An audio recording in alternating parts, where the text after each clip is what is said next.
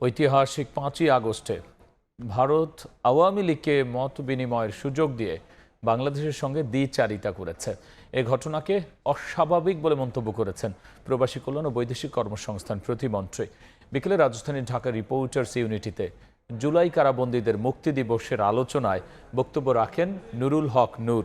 বলেন, দিল্লিতে শেখ হাসিনার অনুষ্ঠানের পর পররাষ্ট্র মন্ত্রণালয়ের বিবৃতির মাধ্যমে যে প্রতিবাদ করা হয় সেই ভাষা এর আগে প্রয়োগ করা হয়নি। আন্দোলনের নামে দেশকে অস্থিতিশীল করলে বিদেশিরা ভবিষ্যতে এদেশের নিরাপত্তা সংকটে ভুগবে বলেও মন্তব্য করেন তিনি।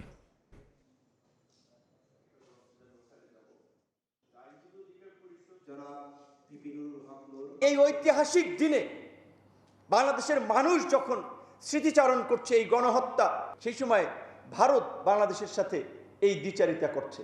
এইটা কোনোভাবেই সাদা চোখে স্বাভাবিকভাবে নেওয়ার কোনো ঘটনা নয়।